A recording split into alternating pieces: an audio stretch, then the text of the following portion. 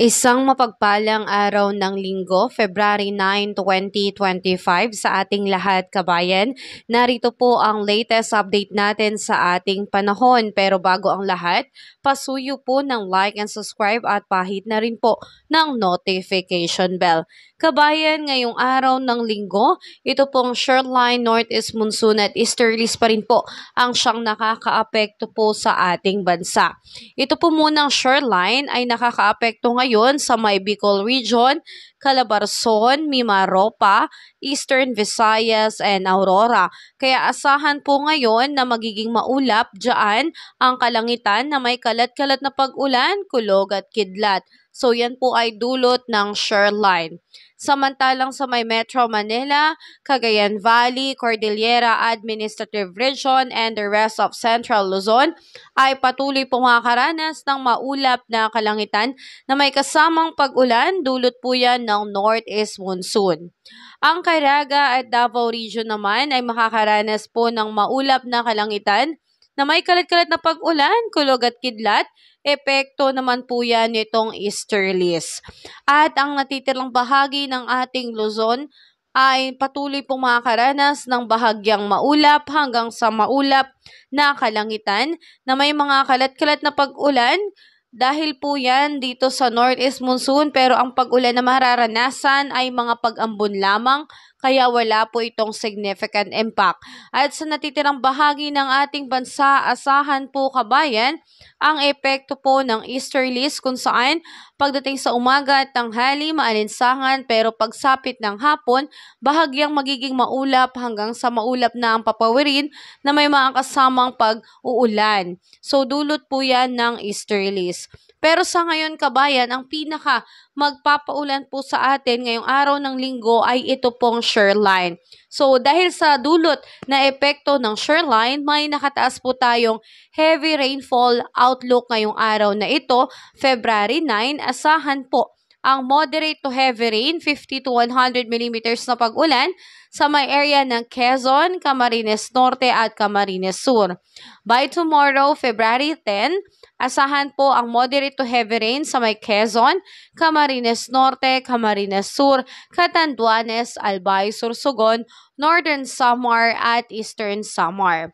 At asahan naman pagdating ng February 11, heavy to intense rain na po dito sa may Quezon at Camarines Norte and moderate to heavy rain po sa may Aurora, Camarines Sur, Catanduanes, Albay, Sorsogon, and the Northern Samar.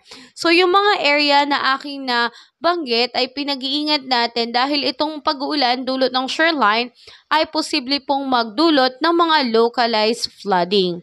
At kabayan, ngayong araw na ito, ang ating air temperature sa Lawag ay posibleng umabot ng 32 degrees Celsius, sa may Baguio ay 23 degrees Celsius, Metro Manila 30 degrees Celsius, Tagaytay 28 degrees Celsius, sa may Tugigaraw magiging maulan 28 degrees Celsius at sa Legazpi po ay 28 degrees Celsius din.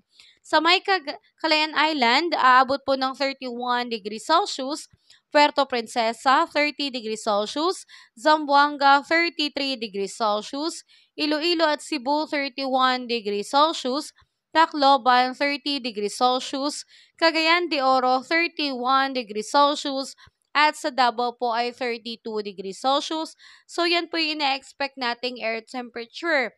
Pagdating naman po sa ating mga baybayin, kabayan, marami po itong aking babanggitin sapagkat marami pong baybayin sa atin ang may nakataas po na gale warning signals na ang alon ay lalagpas o aabot po ng 6 na metro. So, napakataas po nito.